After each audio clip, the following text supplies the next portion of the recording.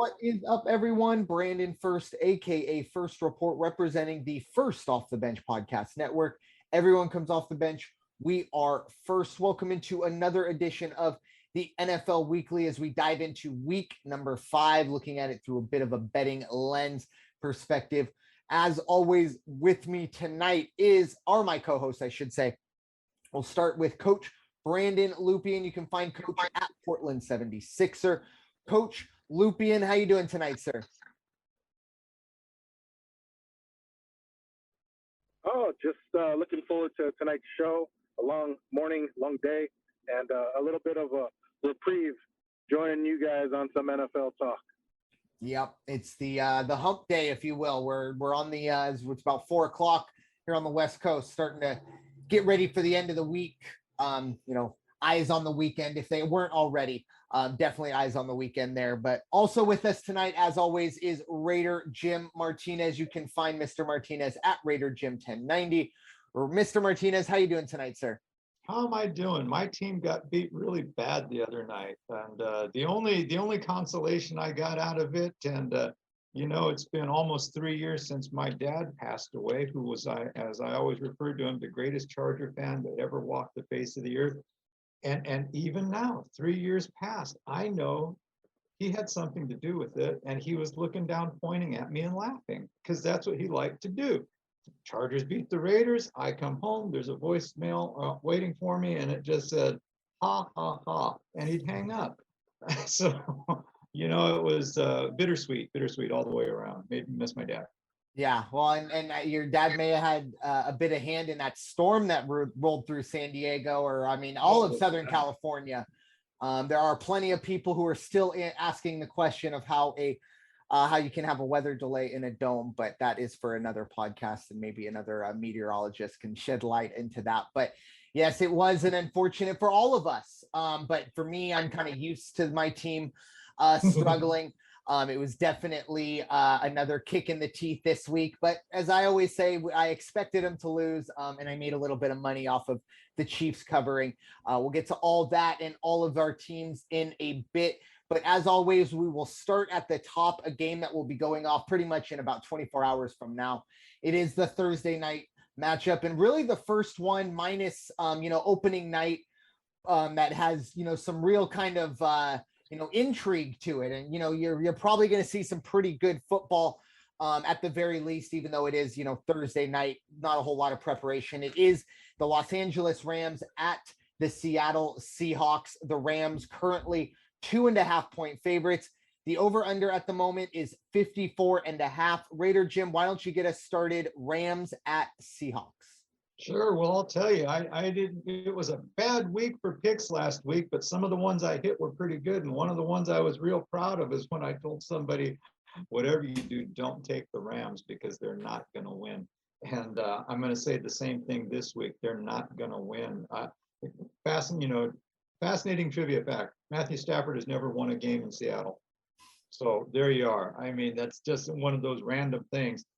Offensively, they're definitely got more yardage going on. They've got a better passing game, but just by a little bit. And I think that's going to be the difference. It's just by a little bit. They're a better passing game, but just by a little bit, they have a little more on the ground on the Seahawks side of the ball. I think it's going to be a great game, offensive game, but I'm going to give this one to the home team. What is it right now? LA Rams 2.5. Yeah, I'll take the Seahawks +3 at home. And I think on this one, well, inside, yeah, we should go over 54 on this one. Yeah, it's always interesting on Thursday night to see the game plan or sometimes lack thereof in these situations. Not a ton of time to get things together. Coach Lupian, what are your thoughts? Rams 2.5-point favorites as they travel up to Seattle in a big NFC West matchup. Well, this is a do or die moment for Seattle. They're not out the gates like normal Seattle team. Their backs against the wall, especially being at home. +2.5. Not a bad number for the Rams for Seattle to cover. I like Raider Jim's assessment to pick Seattle, but not really shocked in the Rams result. this past weekend.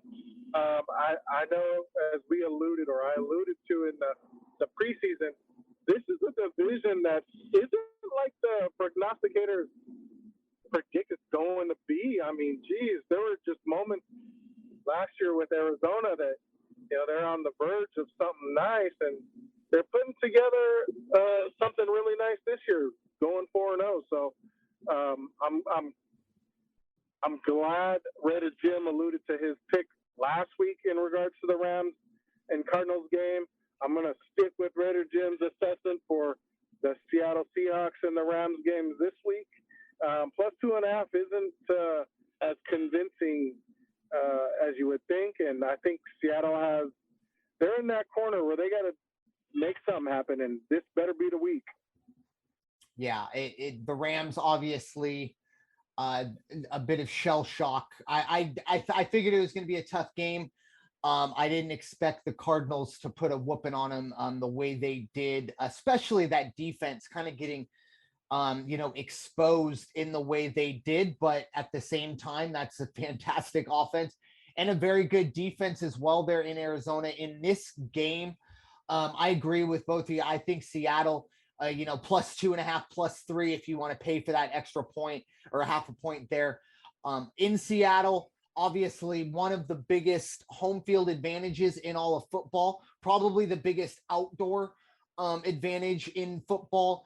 And I'm going to go the other way, though, on the over-under. And the only reason is just because I think if Seattle does kind of cover here, it's kind of more of a grinded-out football game. Seattle hasn't done one thing offensively that impresses me. They do some things that are good, but not to a point that, this turns into a shootout in my mind if they are successful. I do think it does stay under, but 54.5. It's going to get close to that. I'm pretty sure about that. I'm definitely going to go with Seattle to actually play that one, on my picks. The under, not so much. That's a bit of a toss up, like I said, but definitely Seattle to cover. I think the Rams are struggling a bit, and Seattle showed it last week. They and like Coach Lupian said, they got to get going. If they lose this game, they're already pretty much 3 games out, at the very least 2.5 games out of first place. So it's not a time to kind of sit back and wonder what this is. But we move on to dive into the NFC South. It is the first game we'll be talking about, at least on Sunday. I believe this is the London game. I forgot to mark them. But anyways, it will be the Jets taking on the Atlanta Falcons. The Falcons are 3-point favorites. The over-under here is 46. We will start with you, Coach Lupian. Obviously, the Jets get a win last week. The Falcons trying to figure it out. Definitely see this as a winnable game for them, but I don't think it's going to be as easy as most people believe. But what are your thoughts, Jets and the Falcons? The NFL really doesn't do itself any justice sending that London game, these two teams, but the teams that they have in years past. I mean, it's always been the England or the London Jaguars, because they know how to travel out there. And now it's these two guys, these two teams. You know what I think it might come down to is who gets out there earliest and starts to acclimate themselves the most. The earliest. I mean, I can't say these two teams have been a model of consistency the last couple of years. And we all know what Atlanta could do scoring-wise. It seems like a low number, and it's probably a low number just because of the travel. So I like the under on it. As far as who goes to win, just put them on the pitch, because those are pitches, not football fields out there, and flip a coin, to be honest. I really don't know what to expect from either team. I'm glad Robert Saleh got his first win as an NFL head coach, but there really isn't anything exciting about either of these two teams moving forward. Yeah, it was a win for the Jets against the Tennessee team that has to just be looking at themselves in the mirror going, okay, we screwed up last week. We can't screw up this week. We'll get to that in a bit. But it's very interesting here, and I don't know the stats on this or what, but this has to be one of the first times that we've seen 2 rookie coaches.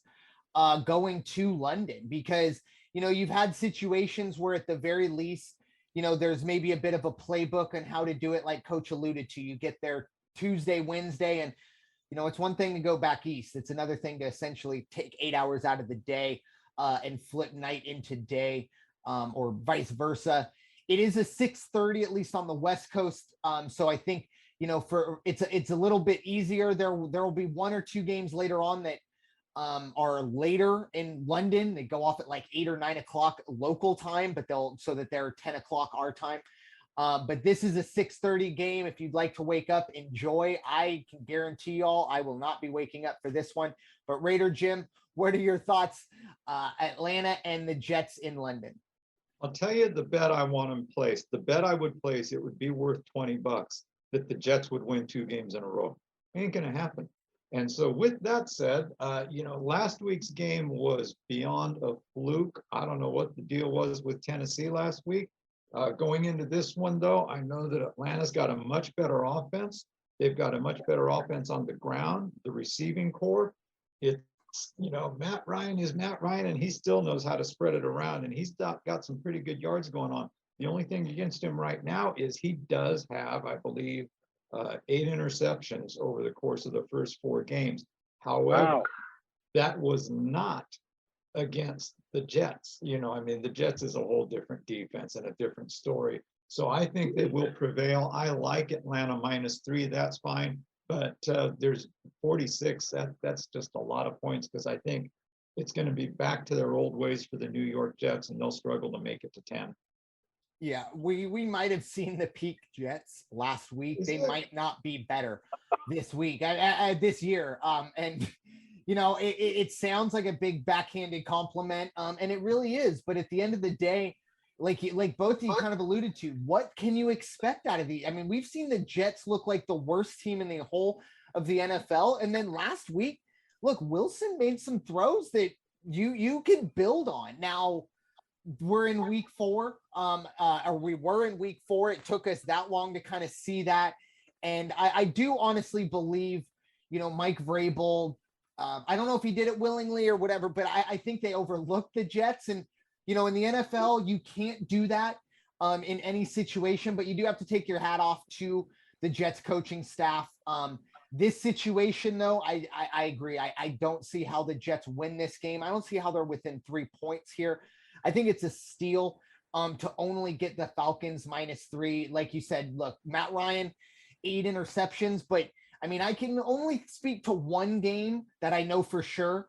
But Matt Ryan's been throwing the ball a lot because they kind of have to. That's gunslinger mentality, which, you know, it's not ideal, but it also can be somewhat forgiven. I will say, I don't want to, you know, dislocate my shoulder, patting myself on the back here, but when we talked about the Falcons in the beginning of the year, I kind of talked about Cordell Patterson as maybe a bit of an X factor. I've always been a fan of him, and he is fitting right in. And I'm not going to say he's, you know, Julio Jones and taking over that, blah, blah, blah. Not even close. He's not even that type of player. It's just the utility that you can use him in. You can line him up anywhere on the field, and he can make something happen. Matt Ryan is a much better Ben Roethlisberger right now, essentially. Kind of someone on the end of the rope career-wise, but he's still going out there, getting the job done to a point. You know, the turnovers have to get fixed. But like I said, I don't think the Jets are going to be the ones to exploit that. And like I said, I think we saw the best Jets we're going to see last week.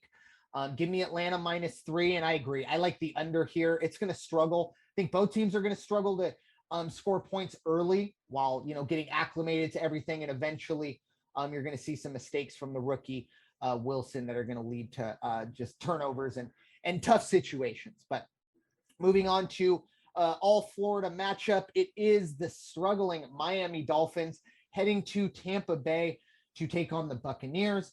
The Buccaneers are 10-point favorites at the moment. The over-under is 48. We'll start with, actually, we'll go back to you, Coach Lupian. This is the NFC South. So what are your thoughts? Miami heading to Tampa Bay, who needed a last-second missed field goal to survive in New England. But what are your thoughts, Dolphins, Buccaneers? You know, of all the guys, even before Belichick, it was Brian Flores that knew how to scheme against a guy like Tom Brady. And I may sound like those guys on Monday night. Is that what it was? That kind of alluded to that too. But I mean, the blueprint was out. I think Belichick copied it from Flores, and Flores is going to reiterate it against the Buccaneers this weekend. But I didn't realize how much of an impact not having a Tua is on that team offensively. You know, so I could see their defense holding them to an extent, but just not being able to put Miami in position to miss a last second field goal for a win. You know, I like the under on it. I think the defense will get after it, and I just don't think Miami has enough to put up on their own board. Yeah, Miami is, and I agree with you. I knew Tua was important, but I didn't realize it was going to turn this team from, a perennial possible wild card team to, a team that might be drafting in the top 10 if they don't get Tua back at some point. Jacoby Brissett might have the experience, but that might be just about it. The struggle also is, even with New England doing what they did to keep it close, they still struggled to run the football. That's going to be a problem. Tampa Bay really stout against the run. But Raider Jim, what are your thoughts? Tampa Bay and Miami. I'll tell you, if Derek Carr was able to put up 400 yards against Miami, I can't imagine what Tom Brady might be able to do. It's going to be very one-sided, very lopsided. And this isn't rhetorical. I truly don't know. Is that Tagovailoa, is his absence the real issue with the Miami offense? Does it make a difference, or is it the offensive line? And I'm really keyed in on offensive lines right now after watching the Raiders the other night. But, I think Brissett's better than what we're seeing, but I haven't seen them play enough to know. I know that the Raiders were getting after, having success getting into the backfield of the Dolphins. And again, so was that the Raiders are that much better on the defensive line? Not what I saw the other night. But is it the Miami offensive line that's the real culprit here? Either way, they are just going to be outclassed, outmanned, and it's not going to be a good game. Look for Buccaneers 10 even with this matchup seems like a bit much. I don't see Tampa Bay intentionally running it up. You can't help but score if you're supposed to score, but 10, I'd like to see that drop a little bit. I might go Miami plus 10 on that one. They're not going to win, but I'd also take an under on that, under 48. Yeah, I think the under 48 is kind of the key for me, the one that may actually be my play in this one. 10 points is a lot. I agree with you. Just a backdoor cover late. The defense kind of lets up a little bit towards the end. That 13-point lead turns into 6 with 4 seconds left in the game and a meaningless onside kick happens, and all of a sudden Miami covers. But I do think the under will go down here. The Tampa Bay has a really good running attack.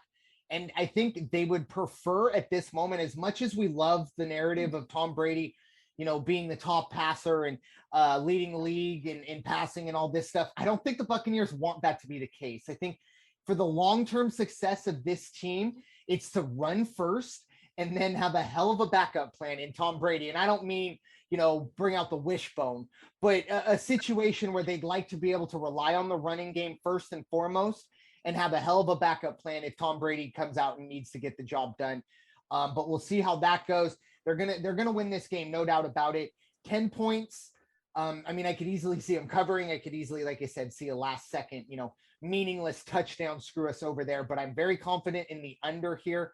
I just think that the Buccaneers defense is going to get after it, like Raider Jim talked about, with an offensive line that is definitely doing those quarterbacks, whether it's Tua or Brissett, absolutely no favors. But and also, I just looked up the weather. It's supposed to be thunder showers.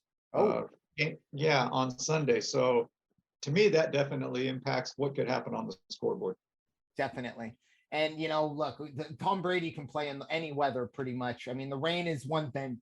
Unfortunately, you can't really fight that one, but I'd always put him up there with any of the all-weather quarterbacks that have been around. But moving on to another game that is expected to get some rain.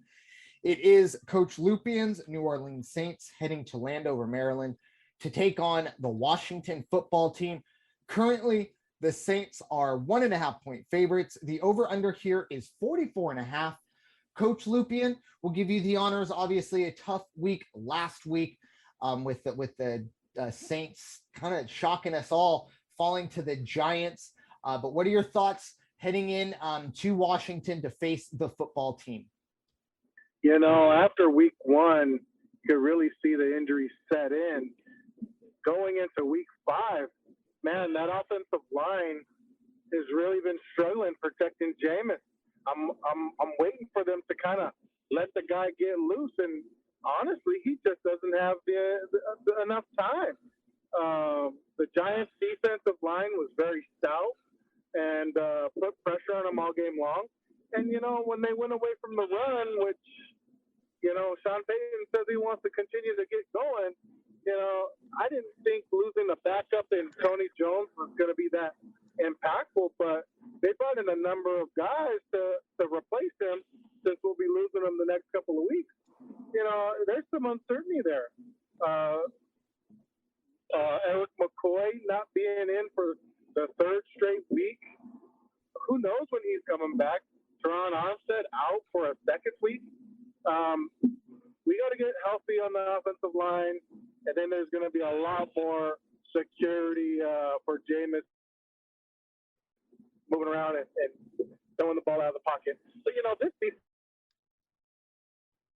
defensive line or this defense just hasn't been there. There's just no unison with it, where there's an opportunity for a fumble recovery, and then they kind of stop and lose focus on the play in the end zone. So 1.5 against this defense that's starting to be what we all thought it could be after last season, it's kind of scary. And I do, depending on the weather, I think weather is going to be have an impact. 1.5 isn't a bad number, and that under is looking a low-scoring game the last couple of weeks in the NFL, not reaching its average over 50. So I like the under here, just like I liked the under last week, and just got it. They got to get something going, and real disappointing loss in the Dome after being away for so long. But hopefully that turmoil is out of the way, and that adversity is going to strengthen this team bond. So we'll see. Yeah, it's following this week. They'll have their bye week next week, and then at Seattle week 7. So it'll be a little while before they do kind of return to the Dome. So we'll have a little bit of a road trip. Raider Jim, what are your thoughts? The New Orleans Saints heading up north to take on the Washington football team. Going into week 1, if you looked at the schedule and you told me that this game was going to happen and the teams would both be 2-2, I wouldn't have believed that. And the other thing I wouldn't have believed, we all knew that Washington had the potential to put a very good defense on the field week in and week out. What I did not expect is to come into this game and see that the Washington team has like a offense that is 40% more productive than the Saints. That's unheard of. I can't even fathom that at home. And I believe you alluded to the fact there's going to be a weather issue in Washington. Is that correct? It'll be rainy. I don't know if we'll be looking at anything crazy. I think it's like 85% chance of rain. No monsoon type stuff, but it's not going to be comfortable for most people. Okay, I like the under. I think I would go a half point more, go under 45 on this one. New Orleans minus 1.5 means I can take Washington plus 1.5 or Washington money line. And I really think at home, and they're getting their you know, they've got solid ground under their feet and they're feeling pretty good about things. I think they're going to put together a good game at home. Question for Coach, if I may. Do you think that New Orleans is already having a little bit of question about themselves, amongst themselves, mentally? You know, I think they're dealing with injuries, and it's the next man up, and they just got to step up. And that offensive line just really hasn't. They signed a couple of defensive linemen in the offseason because they didn't really know what kind of season Marcus Davenport was going to have or help was going to be there since it hadn't been since he got drafted. And that's the same issue this year. So I think they addressed some of the adversity that they faced in seasons past. I just don't think they're clicking on both lines right now because of, you know, they lost so many guys in week 1 and started sporadically getting them week 2 and 3, and that takes chemistry, though, especially on both lines. And it just hasn't been consistent enough. Are they second guessing themselves? I don't think so. I just think they're scrambling and hoping that next man up gets his game together and starts performing like they expected to. For me, I think this game really comes down to the run game of Washington versus the run defense of the Saints. Now, the Saints, as of right now, we're 4 games in. They've yet to allow a 100-yard rusher. It was 89 to the Panthers. And I do believe Christian McCaffrey was in for that game. But 89 yards was the most they've allowed.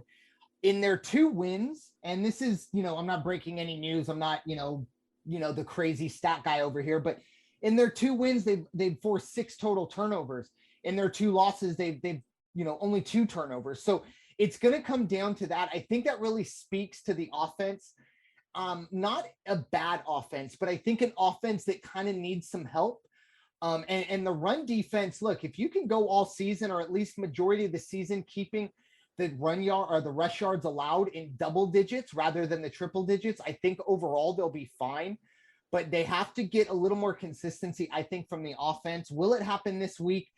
It very well could. However, I think the Ron Rivera factor might be something maybe a little understated here. He's obviously dealt with the Saints in his past with Carolina, not necessarily successful. I don't think he has the blueprint for instance, but he probably knows what Sean Payton's going to throw at him in most situations. So I think he can use that to his advantage as well. And look, I'm a big Taylor Heineke fan. I don't want to say he was a joke at first or whatever, but he was kind of one of those guys last year that, man, if it wasn't for COVID, we'd probably have a much better, option at backup quarterback, blah, blah, blah. Well, he's turned that opportunity into this. And I'm as much as an Eagle fan as I am, I'm happy they kept him around, and I'm very happy that he's doing what he's doing. I think if he plays well, Washington wins this game. I like Washington with the money line, just a little extra, little oomph. And then I actually like the over here. I do think we are going to see some points being scored, but I really do like Washington to get the win here. Moving on to another NFC East versus NFC South matchup. It'll be in my jurisdiction. It is the Philadelphia Eagles taking on the Carolina Panthers. Currently, the Panthers are 3.5-point favorites, and the over-under is 45. Now, this past weekend, look, we're recording on Wednesday. It's been 3 days since that game. My neck has just finally healed up from me going like this, just watching Tyreek Hill run up and down the field. And then doesn't help that, I play Patrick Mahomes in fantasy, who puts up a cool 42 points for me or for my opponent. It was tough. Wasn't anything I didn't expect. The one thing I will say about this team, the discipline has to get better. There were multiple times this weekend and even at times against Dallas that penalties took away big plays. Not so much against Dallas. There weren't a whole lot of big plays. But last week, there were plenty of at least one touchdown taken off the board, multiple first downs taken off the board.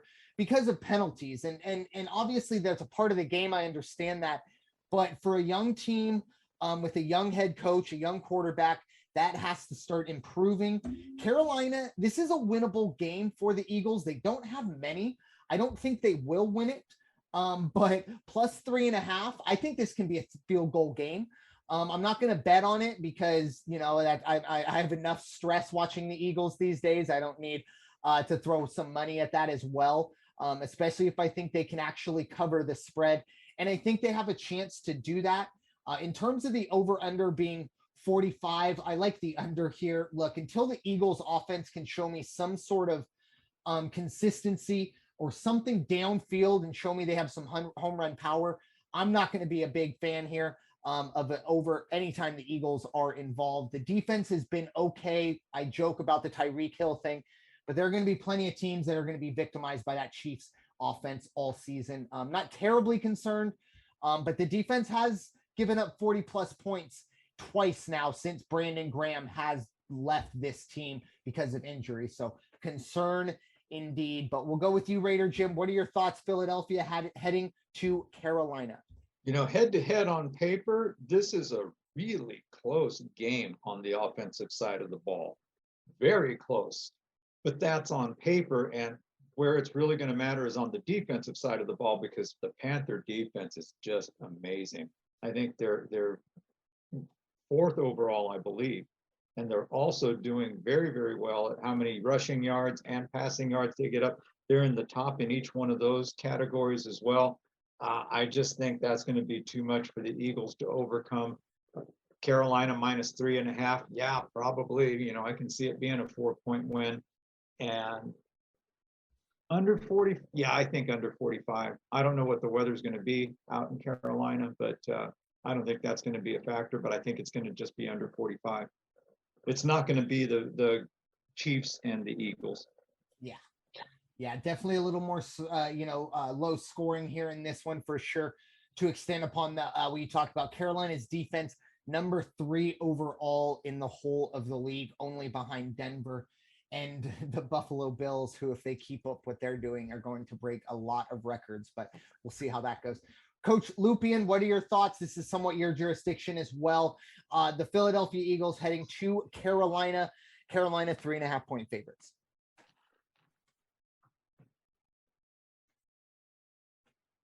He's muted. Yeah, you're muted, Coach. Coach. Oh, there you go.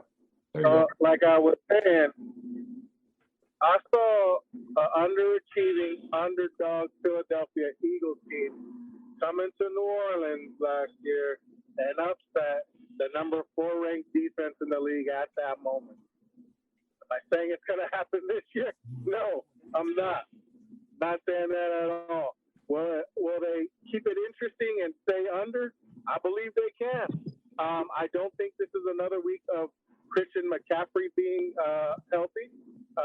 And I think Carolina can score enough that they don't need him to be healthy or back right now. So can the Eagles put up the numbers? They haven't proven it. Can the Carolina defense fly around? They've proven that. And I really will go with the under here on this game. Yeah, it's going to be an interesting one, especially, both of these teams, we've seen really good and really bad from both these teams early on. We'll see what we get on Sunday.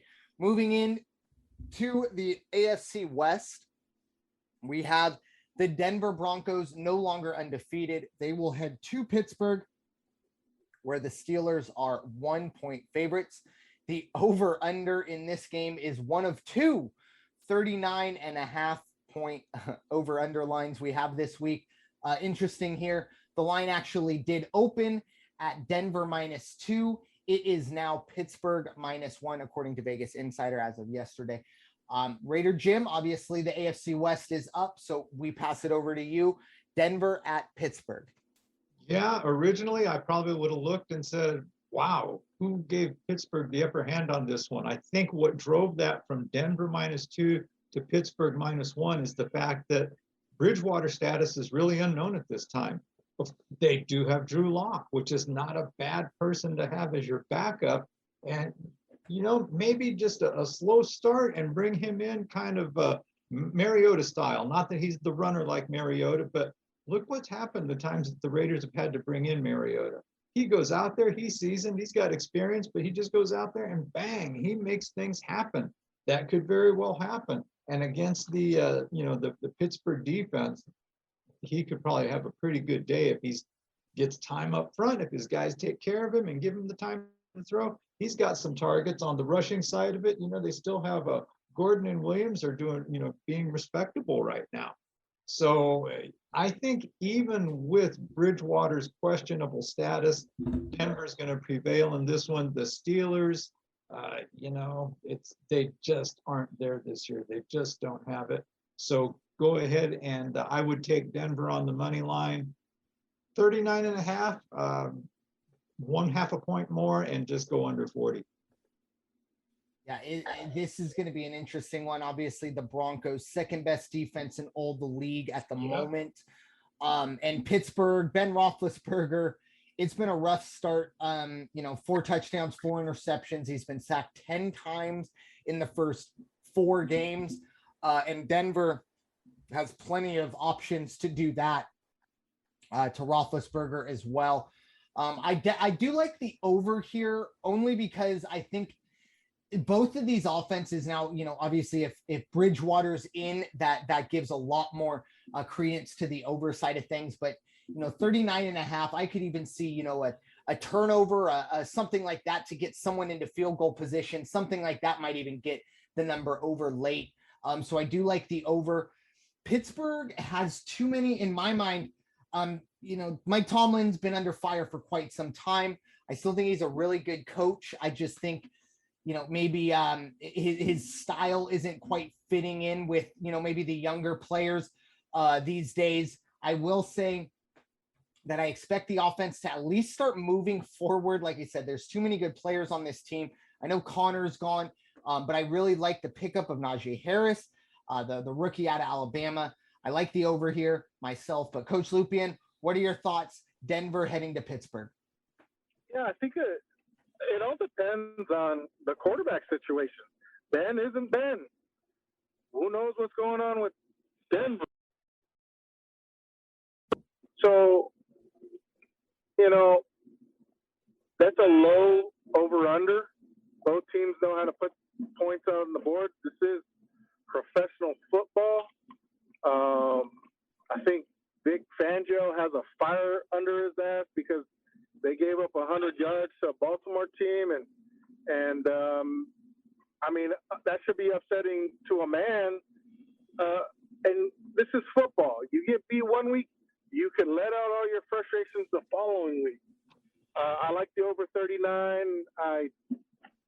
This is a pick 'em for me. Yeah, 2 teams could go either way. And then the injury issue, of course, with Teddy Bridgewater, that's a big question mark to kind of go out on a limb without knowing the full extent there. But we'll move on to a team that was, of course, unfortunately for Raider Jim, victorious Monday night, and the new first place Los Angeles Chargers hosting the Cleveland Browns. At the moment, the Chargers 1.5 point favorites. 47 is our over under. Raider Jim, what are your thoughts? Cleveland at Los Angeles. Well, Charger fans, I can tell you, being a native of San Diego, don't start buying your playoff tickets, okay? Don't get too excited here. There is still, at the end of the season, only going to be one team from Los Angeles that ever got your city a Super Bowl trophy, and they wear silver and black. So with that said, let me move on to the game. This is not going to be the same game. They played a Raider team that has a very mediocre at best offensive line. They have an abysmal running game. They can't put the ball in the end zone from 2 yards out, and they just don't have the running game.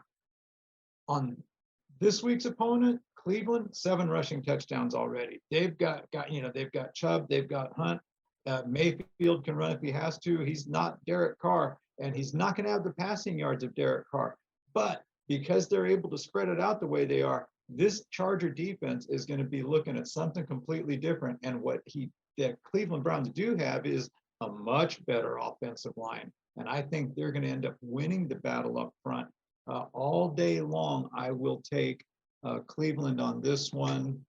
1.5, that's kind of interesting. But okay, so give me Cleveland money line on this one. I think it goes over 47. I think it's going to be a fun game, and they're going to put some points on the board. But I think the Chargers come a little bit closer to earth and out of the atmosphere by the time this one's over. Yeah, I agree on that one. Coach Lupian, what are your thoughts? Cleveland at the Los Angeles Chargers. I could see this going as, and I'm going to bring some of my tennis knowledge in, is when you get that unseeded player that comes out and knocks off a top seed, but can't continue the same kind of play or success the next round because of a victorious hangover, I see it going that way. And Cleveland, they're on that cusp because they are that playoff team. They were points and moments away from beating a defending Super Bowl champion, and they've learned, and it showed in their recent results. They'll be ready for this team. I like what Raider Jim had to say. Their running game is great, and that could control a game like this. Baker's been very good staying in the pocket and not turning the ball over. So, what was that over-under number? The over-under at the moment will be 47. Yeah, with that number and a running controlled game that, when it comes down to it, both teams really can do, seems kind of high to me. Can it be a shootout? Oh, obviously, but these defenses are making their mark this season, and there's no reason why it can't this game. And I just think the Chargers are going to have that hangover effect, and Cleveland's going to take this. Yeah, I do have to give credit where credit is due. Brandon Staley has made some gutsy calls, whether it was the going for it against the Chiefs, whatever you think about the pass interference call that came after, that's another story. But going for it there was a ballsy call this past Monday when, look, I'll be honest, it was 21-0 at halftime. And I've seen enough Chargers on Monday night to know that is not nearly enough of a lead to feel safe if you are a Charger fan. And almost got it done. But once again, it was Brandon Staley kind of doing something that we hadn't seen the Charger coach do in a while, and kind of, be aggressive and go for the win early. Or maybe, when you can go for the win offensively rather than hope and pray on your defense. There was a lot of talk about taunting penalties, things like that. This is a Browns team that is at the moment, I think, really kind of being led by a really solid defense. Obviously, Myles Garrett's playing very well. This whole defense making plays left and right. But I agree with both of you. I think the Chargers come down to earth. They lose this game. I think the Browns are a better team, definitely on paper. In terms of the over-under here, I could definitely see it both ways. Coach, you kind of alluded to it. These teams can do it both ways. They can air it out. They can throw it all over the field, or they can hand the ball off to Chubb and Eckler and get the job done that way. So it'll kind of be obviously how they decide to go about it. But I definitely like Cleveland to win this football game, cover the 1.5. Obviously if you feel you need that 1.5, go for it. Myself, I'm a money line guy here on this one. But we move on to the other game in the AFC West, maybe the biggest game of the weekend, one I'm super excited about. The Buffalo Bills heading to Kansas City. The Chiefs are 3-point favorites at home. The over-under here is 56.5. This is, of course, a rematch of last year's playoffs when the Chiefs took down the Bills. But we will go to you, Raider Jim. AFC West is your domain. Buffalo at Kansas City. What are your thoughts? It's what I said. The Chiefs have been found out. People know about the Chiefs. People know how to play the Chiefs. People know how to at least stay in front of the Chiefs and not let them completely run away with things. Buffalo is the real deal from all things. So we already know about Allen. We already know about Mahomes. We already know about Kelsey. We already know about Singletary and Moss. But where this game is really going to be one-sided, it's the other side of the ball. You've got the #1 defense in Buffalo playing against the Chief defense, which is stunning to me because they have traded places with the Raiders, second to the worst defense in football right now. And that is what's going to really go against them. I can't believe that even at home, they are -3. I'll take Buffalo +3 all day long in this game. I think Kansas City is going to have a very hard time. And I don't think it's going to be the shootout or the gunslinging thing like everybody thinks. I think Buffalo is going to shut down Kansas City. I would go under 57 for sure on this game. Coach Lupian, what are your thoughts? Buffalo at Kansas City. Can I go with just saying, yeah, what he said? Jim.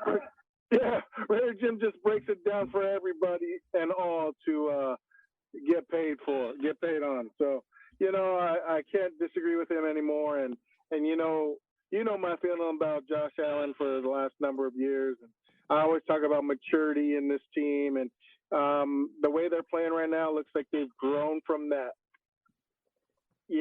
character embarrassing playoff loss. So what's the next step in the process? Maturing and what they've done so far on both sides of the ball, what they're saying, how they're acting. Goodness. Our guy Joe Pinella is sitting on cloud 9 right now. So, what he said. Yeah, I'm going with it. I agree. I like Buffalo +3. You giving me points to Buffalo, giving the best defense that we've seen through the first 4 weeks by a lot. This is a pass defense that's allowed 3 touchdowns and forced 7 interceptions. They've shut 2 teams out already. Professional teams. Look, I know the Texans are borderline, but that is a professional football team, folks. And they're obviously going to get a test. They're not going to shut the Chiefs out. They're not going there. I do like the under here, though. I think it's more of a gritty game. Buffalo getting the job done, kind of a. Look, they could win 31-20, and we're still well under where we're at. 31-24, still under what they want for this over-under. So give me Buffalo and definitely give me points. If you want to even buy the half a point to really feel good, if Kansas City wins this game, it will be a last-second field goal or something kind of crazy like that. Buffalo, I think, is the real deal this year. And like Coach said, Josh Allen continuing to prove him right. Coach Lupian by far was probably one of the first people I heard that was, really, really on the Josh Allen train and has been on since. So now it is time to talk about the Khalil Mack Bowl. No, I'm just kidding. The Chicago Bears at the Las Vegas Raiders. The Raiders -5.5. The over-under here is 44.5. Obviously, Raider Jim, take it away. Yeah, I think the Raiders are going to win this game. Are they going to win by 5.5 points? I really don't know. It's going to be hard to see. They've got to do something up front. They've got to establish a more balanced attack. They have to have a running game because everybody knows they're going to pass. Everybody knows they're going to look for Waller. And now I think people are really going to start focusing even more on Renfrow. And Renfrow, week in and week out, is just showing, hey, I'm just here to play ball. When he took that guy out on the fake punt, that was fantastic. He hit. That was a defensive back pop he put on that guy. The Bears, yeah, we know. Okay, Khalil Mack used to play for the Raiders. He got traded. Now he's with the Bears. He's having good seasons, but he hasn't done anything in playoffs. He hasn't yet made it to a Super Bowl. The Bears have not been that much better since the arrival of Khalil Mack. And he's a little dinged up. I understand, not only with an ankle, but he's been messing around with a kind of a tender shoulder, not going to keep him from playing or anything. But at 29, and as hard as he plays, it's already starting to show a little bit, it seems. And now that you're going to add, additional games, a 17-game season, it's going to make it even harder for all these guys to recover and recuperate.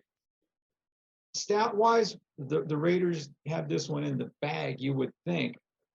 On the defensive side of the ball, the Bears are a little bit better, and they have put together a pretty good pass defense so far. So it's even more important for the Raiders to understand you got to bring Peyton Barber into the game. You got to leave Josh Jacobs on the sideline, because he is not the running game. He never was going to be the running game. He's not going to be the running game. And you've got a guy like Alec Ingold, who you can't depend on to get you 3 yards on a first down, or excuse me, 3 feet on a first down when it's 3rd and 1, or first and goal from the 1 on the goal line. So Raiders got to still put last week behind them. They got to put together a more comprehensive game. Are they just going to run over the Bears? I don't think they're going to run over the Bears. I would almost consider the Bears +6 in this game. I do think it's going to be also under 45. Yeah. Thank you for joining us tonight, Coach Lupian. Coach Lupian had to go do some fatherly things, as he always does here, but he was able to stop in and help us out there. So thank you to Coach Lupian. I agree with you. I go back to 2 weeks ago when Josh Fields was essentially just victimized. 9 sacks. Some of them are his fault. I'm not going to sit here and say that was the case, but that was almost an NFL record. And then the Raiders defense obviously struggled a bit, at least in the first half. Against the Chargers, I think they really kind of turned it on in the second half when they had to. Unfortunately, it was too little too late. I think they're going to have a real good time. Fields was, of course, announced as the full-time starter with Dalton being healthy. I don't necessarily agree with that. Not necessarily thinking that Dalton's better than him. I just don't know how Fields is going to stay upright. Maybe not this game, but coming down here later on this year, something's going to happen, because that offensive line is just not very good. And you have to shore that up. I think that, Joe Burrow can attest to that. 5.5, maybe a little more than most would like to go. I'm going to still ride with the Raiders. I think the Raiders are a good football team and they can cover it here.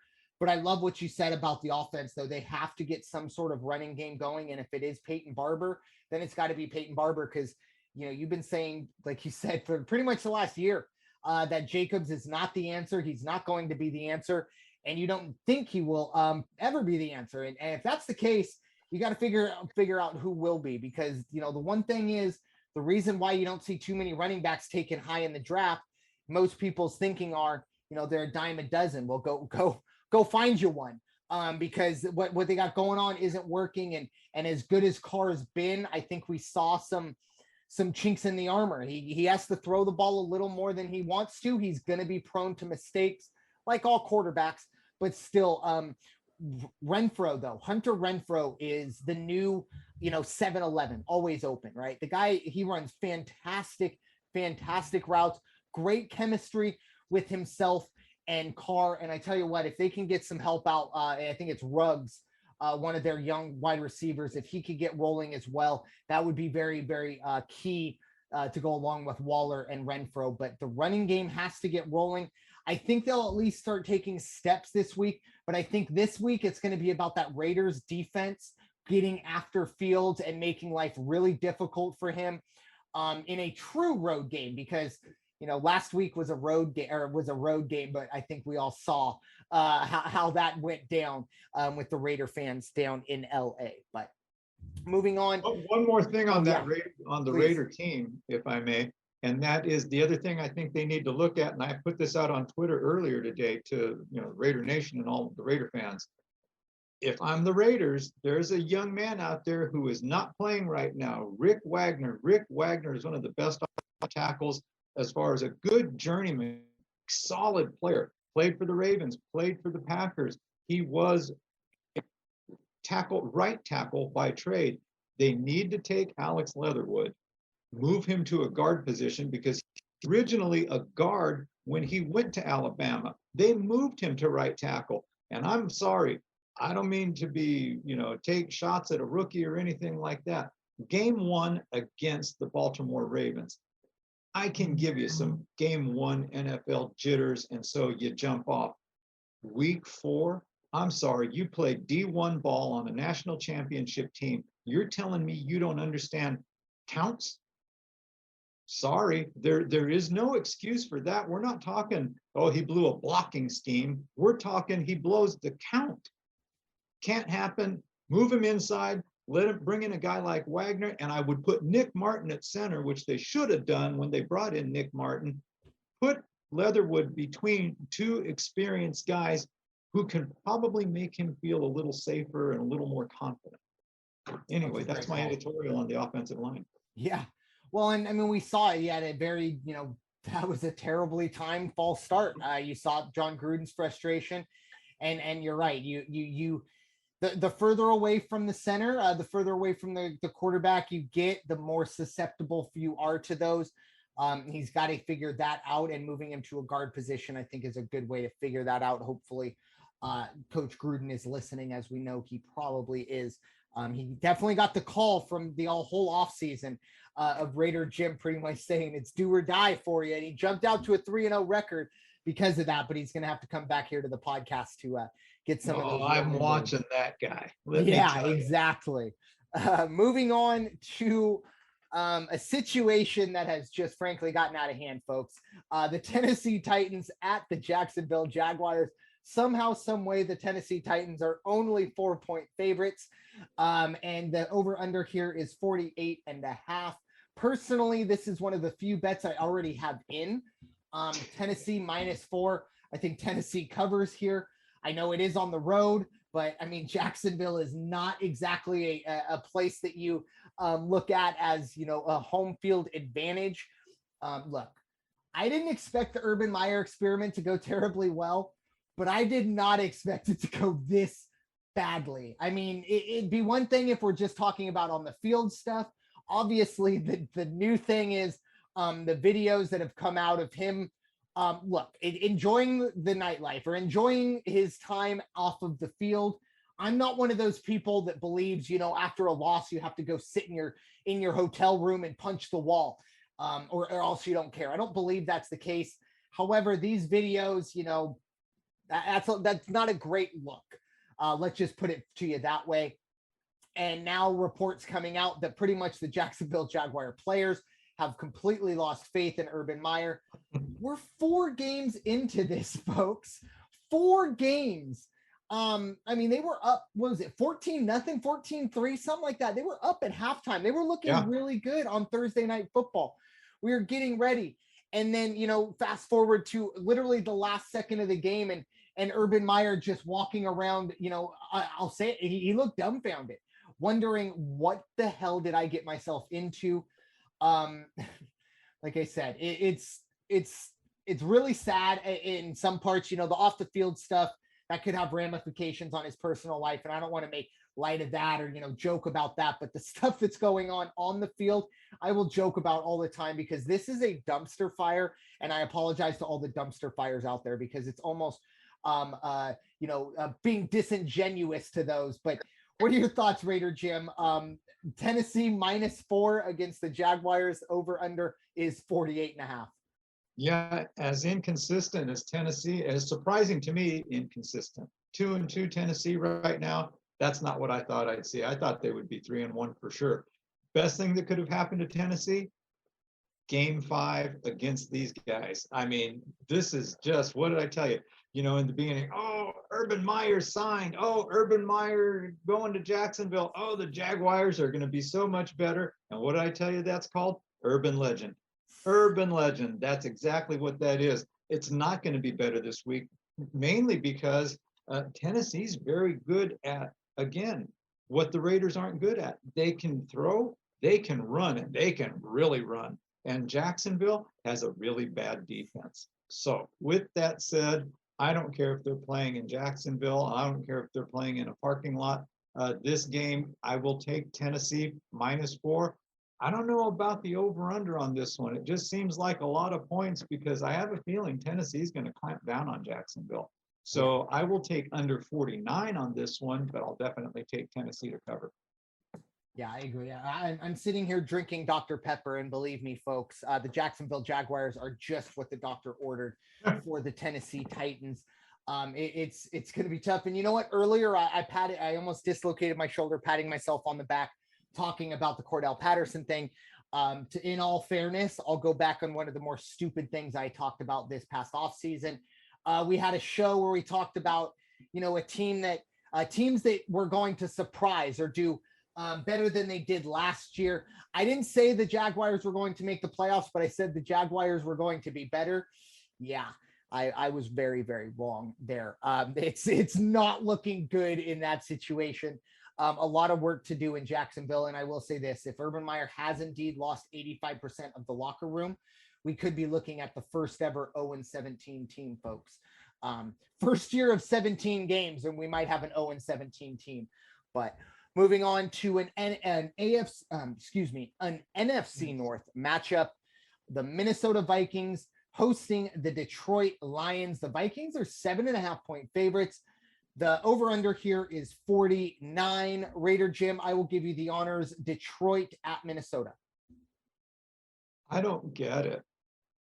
I just don't get the Vikings. I mean, I just sit like this every week when I see the results of their games. They're respectable on paper. They're respectable in the stat area. And Detroit, what do you say? I mean, something's got to give for these guys. And I have a feeling, will it be this week? I don't think so. Minnesota minus 7.5. That's a tough one. I think that's a big, big spread, even though it is against Detroit and even though it is going to be in the Dome. I think what we're going to see is Minnesota put up a good game. They win by 6. Detroit's going to bring it to them and bring a fight, but they're just not going to persevere. 49 points on the over-under. I can see this being more like 24-20, 24-17, something like that. So give me Detroit to cover the 7.5 and under 49. I agree with you on both sides. I think Detroit, that number 7.5, look, anything north of 7, yeah, I think you'll feel pretty good about. I don't think Detroit wins this game. I think they keep it close, but it's not going to be enough to get the win. I will say I really thought Detroit was going to take down Chicago last week, or at the very least cover. Did not get the job done. Doesn't inspire confidence. But eventually, look, the Kirk Cousins situation, he's played well. Eventually, he's got to have a captain overthrow game. And this may be it. And once again, even if that's the case, it still might not be enough for Detroit to win. I also like the under here, Detroit to cover, and the under 49. I think you're pretty safe with if you want to play this game. But I think Detroit, anything north of 7, you'll feel pretty good about. Moving on to the Green Bay Packers at the Cincinnati Bengals. The Packers are 3-point favorites. The over-under at the moment is 50.5. Myself here, I'll get this one started. I like Green Bay here. Now, obviously, we go back to week 1. They were embarrassed. They looked, they look out of sorts. But you know what? It's week 1. Nobody plays in the preseason anymore. I think you can, somewhat, forgive them for that performance. And since then, they've played very well. They've beaten everybody who's been put in front of them. And I think that continues here. I was actually surprised the line is only 3. And I know I'm hearing our friend Craig Mizrak, the Icky Shuffle, talking about, they're 3-1, first place. They're the 2 seed if the season were to end today in the AFC. I understand that. And I think Cincinnati is improving. I don't think they're close to the Packers level.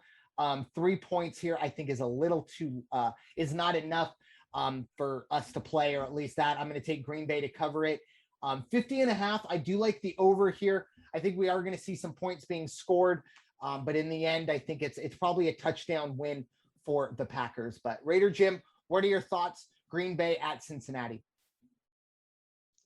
Yeah, I think it's a very fairly called game right now. Green Bay -3 for sure. What's surprising is offensively, they are, let me take a look here. I just put up. Offensively, they're within 7 yards of each other as far as total yards per game. Defensively, they're ranked one on top of the other. Green Bay is just ahead of. This is going to be a great game. This could be a very close game, but 3 points is all it needs to be. But I think Green Bay covers that 3 points. Over under 50. Let me look at what the weather's going to be in Cincinnati. Just partly cloudy, so there's not, and it's actually supposed to be nice and sunny that day. So, hey, I think all things considered, they throw the ball around a little bit. Yeah, I would give you the nod over 50 on this one. Yeah, I think we're going to see some points. I think it will be a bit of a shootout.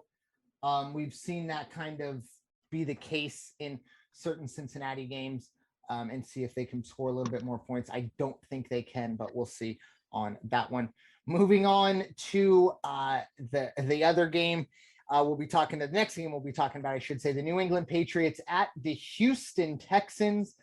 The New England Patriots are 9-point favorites on the road. This is our second over under with a line of 39.5. Raider Jim, I'll give you the honors. What are your thoughts? New England heavy favorites against the struggling Houston Texans. And what's interesting is they have identical records. They're both 1-3. You have 2 1-3 teams, and Houston is so bad that New England's a 9-point favorite on the road. What does that tell you about Houston? I don't like, you heard me say it the last couple of weeks. I don't like these big spreads that keep popping up all over the place. That's New England -9. Of course, it is Houston. If I was going to pick an over or the spread on this one, I would definitely go ahead and go with New England. I think that they're probably going to win by 10 points in this game. Are they going to shut down Houston? Probably, and that's not making, the statement of the year, because shutting down Houston is not a big trick anymore. So I would go under 40, take Houston to cover -9 in a very, very bad game. Yeah. I was impressed by what I saw out of Mac Jones. And I think the moment that it was, everyone talks about the Brady situation, and look, believe me, there's plenty of hype and plenty of people talking about that. You can go find that somewhere else. But for me, I thought the Mac Jones, his performance, he was in kind of an uncomfortable spot too. I mean, he's over here, he's the hometown quarterback for the hometown team. But every single 80% of the people wearing Patriot jerseys, it's got Brady on the back. So those are huge, expectations to live up to. As a rookie, I thought he made some fantastic throws in the weather. I think he's been the best rookie quarterback. I think a lot of that's also because of what he has around him, but still, he looks really good. Houston is in a lot of trouble.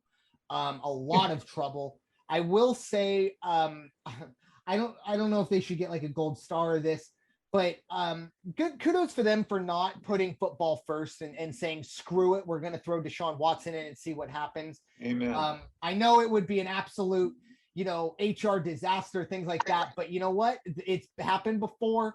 The Ben Roethlisberger situation, you can go back 10 or so years ago, how that was handled, maybe not the best from the Steelers side of things.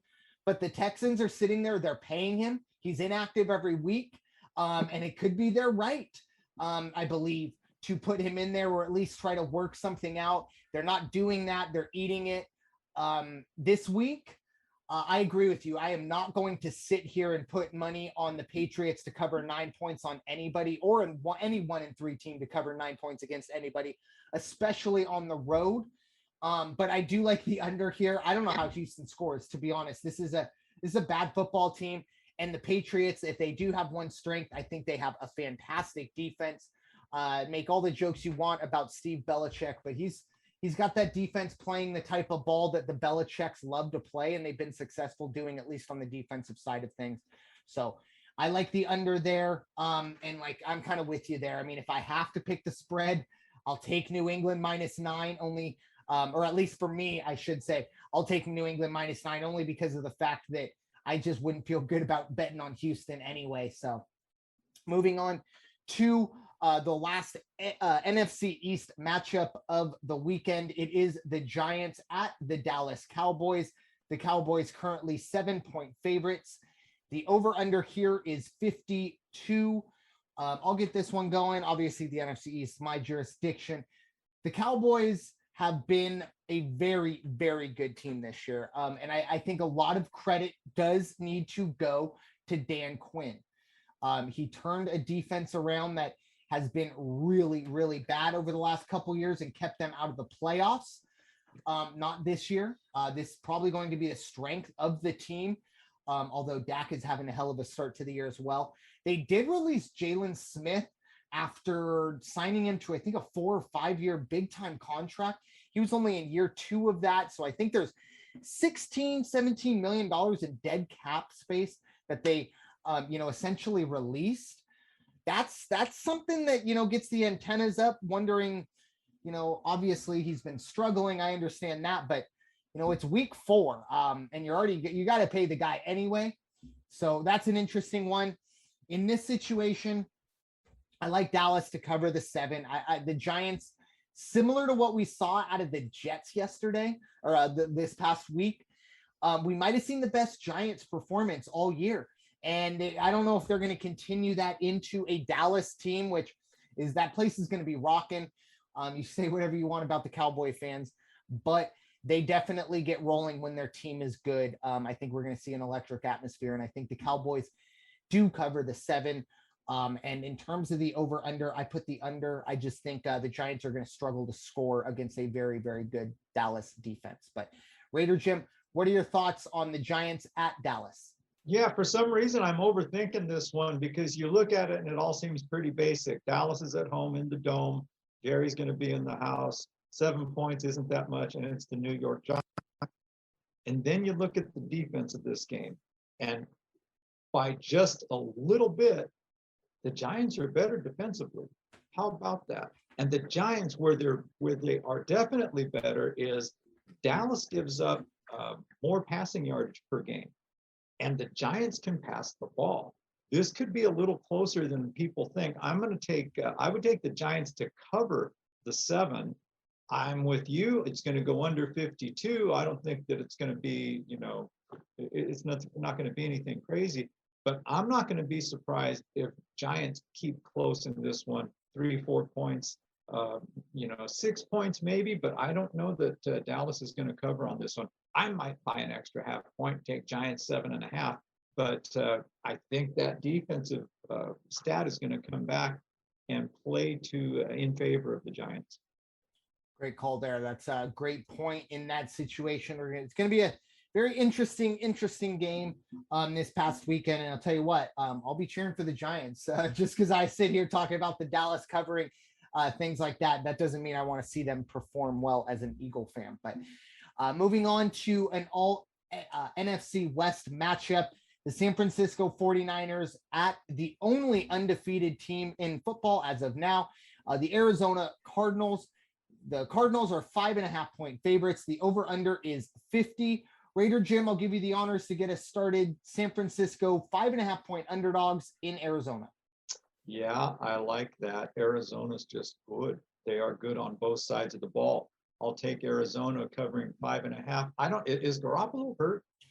Yeah, they originally, when he went down last week, I remember Sunday night seeing this thing that, essentially the Garoppolo might go on IR and it's going to be Trey Lance for a little while. And then I saw something in the last few days that there is hope that Garoppolo will actually be available. So I think at the very least, it'll probably be that game time decision. That's what I would assume is going to happen here. And because, forgive me, so where is he injured? Foot, leg, arm? I believe it's the lower body injury. I believe it was the thigh or the quad. Let me check that real quick. I'll get back to you. If it's his leg or if it's a foot, if it's anything below the waist, do you really think he's going to be able to get away from the Arizona defense? It's not going to happen. And that's the reason I say that this one will probably stay under 50. And it was a calf. A calf injury. And he said, he's not going to practice this week. But he still will not be ruled out. I don't know what that exactly means. Doesn't seem smart in my mind, but it is what it is. So he may be able to play, but it doesn't seem like he'll practice. Right. Yeah. Yeah. And So again, I'm all over the 5.5, and I'm all over the under. Me too. I like, actually, no, I apologize. I'm over the 5.5 for Arizona. I really do like Arizona to cover that. I actually do like the over here. I think we are going to see some points, even if it's Arizona kind of covering or carrying a lot of that. I could see them getting 35 points. If they did what they did to the Rams last week on the road, I think they can do some things at home against the Niners team that, lost a big piece in Saleh. Obviously, he wasn't on the field, but the Bosa's still there. Understand that. They're still a good defense, but Arizona offensively, I think they're really good. They can cover some things. And if they get 35 points, we're not really expecting San Francisco to carry too much, and we can still get over that 50. But Arizona minus 5.5, I think that's a very solid pick. And now our final game, the Monday night game. We had a couple of our former GFSN guys going back and forth. And of course, Raider Jim did the math. Yeah, Raider Jim tried to do the math on how in the world the Indianapolis Colts could beat the Baltimore Ravens straight up. Feel free to head to Twitter to see the formula Raider Jim broke down. And at the end of the day, nope, the only way for Indy to win is for Lamar Jackson to break both of his legs getting out of the shower. So, but with that, Raider Jim, what are your thoughts? Baltimore, 7-point favorites at home against Cincinnati, or excuse me, against Indianapolis, and the over-under is 46. Yeah, that all sounds about right. Baltimore -7. I think it's going to be over 46 because I can see Baltimore rolling up 35 touchdowns, no problem. So, and it's too bad. Indianapolis is not at all the team I thought that they might be when they got out there. What are they right now? Are they? They're 1-3. I think they finally got the win last week, right? They've got a semi-respectable offense, but the defense is. I thought they would have a much better defense than they do, quite honestly. Yeah, it's let me see. Yeah, I mean, they're respectable. They're in the top 10, but it's just not balancing out for them. Yeah, and for me at this point, speaking of top 10s, we're looking at Baltimore should have a handle win over Indianapolis. I do like Baltimore to cover the 7. I do like the under here. I think it'll kind of be more of a grinded out game for Baltimore. I think they want to get back to the run. I know there was a lot of talk about Baltimore running on the final play or whatever that was to keep the rush streak going. Jim Harbaugh said it's really important to the players, and they asked Lamar Jackson, and Lamar Jackson said, I could not care less. I don't look either way. It is what it is. If they want to go rush for an extra yard or two to get to get that record, that's fine. Obviously, and it's perfectly fine for Vic Fangio to be frustrated about it. I don't have any problem with anything here. But as an Eagle fan, it all comes back to the Eagles for me, at least. Right now, currently, if things go as planned, Carson Wentz keeps playing for Indianapolis and the Colts struggle. Miami keeps struggling. Currently, right now, the Philadelphia Eagles have 3 top 10 picks. Now, I know that it's week 5 and it's like, come on, Brandon, like I know your team's struggling, but you can't be thinking about the draft right now. But folks, I'm here to tell you, yes, you most certainly can, because the biggest subplot of this season for the Eagles has nothing to do with the Philadelphia Eagles. It's the health of Carson Wentz. Will that be a first-round pick or will it be a second-round pick? Because I'll tell you this, if this keeps going this way and the Eagles have 3 top 10 picks, that's huge, folks. I mean, not even, Howie Roseman can screw that up. He'll find one. One of them's got to be something, right? So keep an eye on that. In terms of this game, I think Baltimore goes out, they get the job done. I think Lamar Jackson, he's showing that he can actually start to air it out. That throw to Hollywood Brown this past weekend, don't give me, it was an altitude, blah, blah, blah. Get out of here. That's ludicrous stuff. Lamar Jackson has a hell of an arm. Definitely not the most accurate, but he's got a hell of an arm. And I really do think he can change his change what he needs to do and become a little more smart with the ball. And I mean, sliding, things like that, keeping control, keeping possession of the ball. That's always been a bit of a knock on him, especially early on.